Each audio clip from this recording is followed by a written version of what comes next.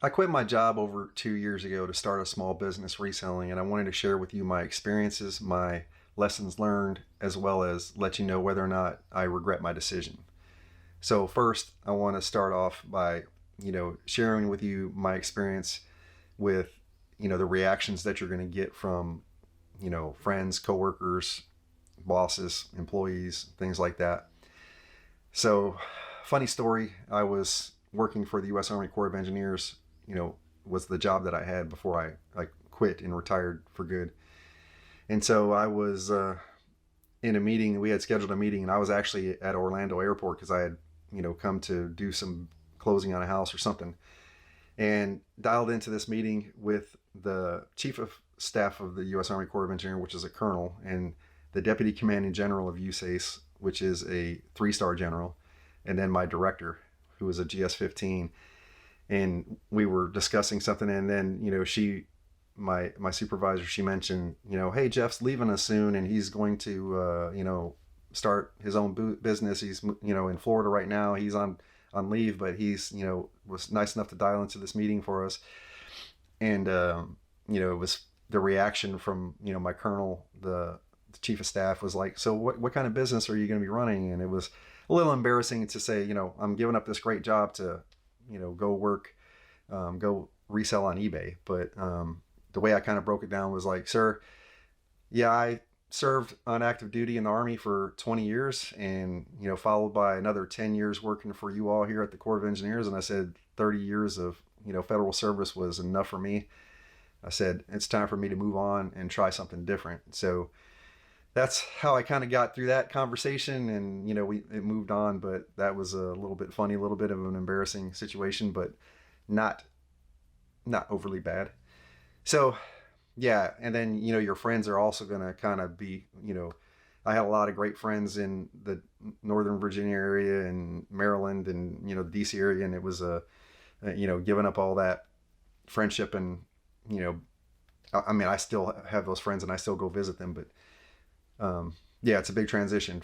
If you're, so that brings me to the first thing in, is location. So when I was reselling, I started reselling 2.5 years before I quit my job, because I was looking at different things that I could do to supplement my income. I, looked at, flipping houses and, real estate, things like that. And I didn't like that idea too much. So I, come across the reselling community on YouTube and, tried that, started selling things around my house, and, then ventured out in thrift stores and things like that. So I was doing all that in Northern Virginia. In Northern Virginia, you got a lot of, white collar and some blue collar areas. So, there's a lot of stuff. I lived in an area, I was probably 15, 20 minutes from at least 3 to 4 major thrift stores that I could go to, easily, every day of the week. So I learned the importance of location, because when I moved to Florida, I'm in more of a rural area. Now I am between Tampa and Orlando. So, it takes me about an hour to get to either major city to go thrifting and things like that. There's some good flea markets in my area, which I didn't have much of in Northern Virginia. But, the yard sales around here compared to Northern Virginia, way different. If I want to go to, again, if I want to have access to good stuff, I need to go to Tampa and Orlando to the yard sales in those areas. There's a lot of people in this area that wear Wranglers and Rustlers, and I sell jeans a lot, primarily is what I do. And so you don't find a lot of the great brands in this area.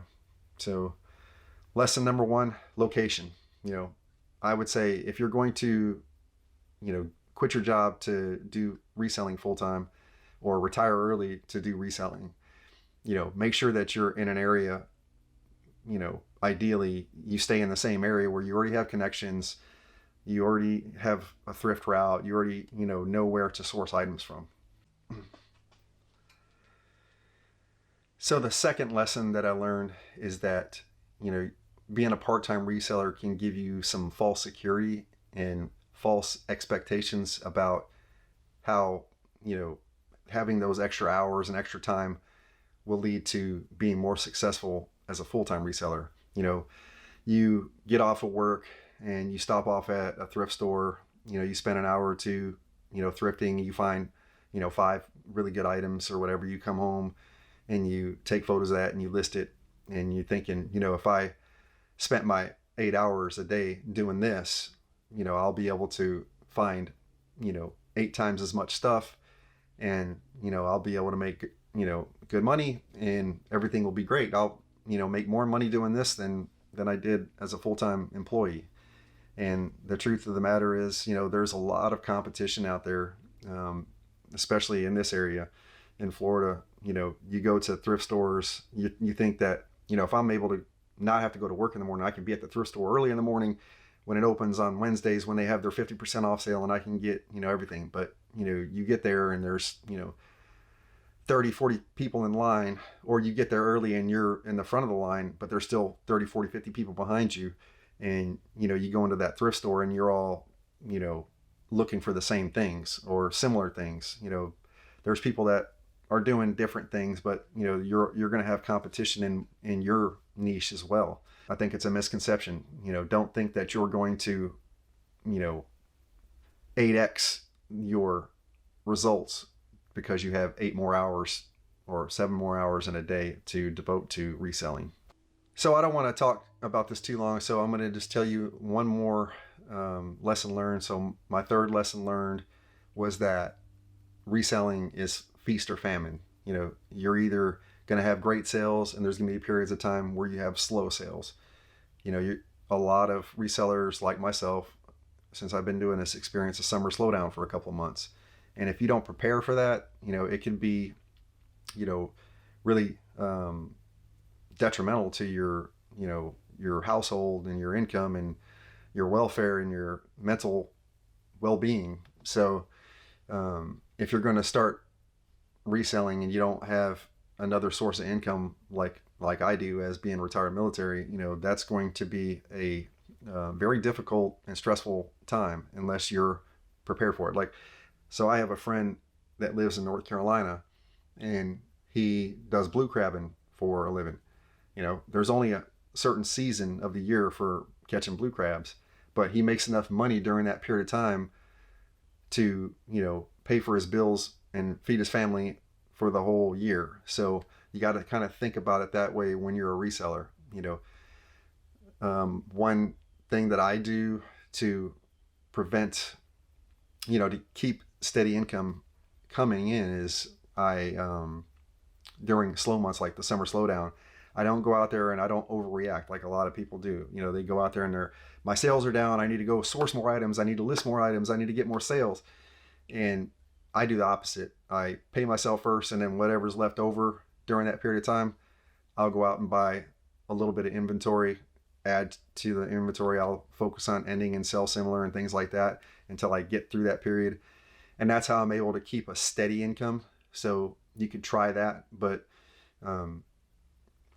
be prepared. Whatever your plan is, be prepared for the summer slowdown. Be prepared for other periods of time where, you'll see a lot of resellers start complaining about, eBay's done something with their algorithm and things are messed up and everybody's sales are down.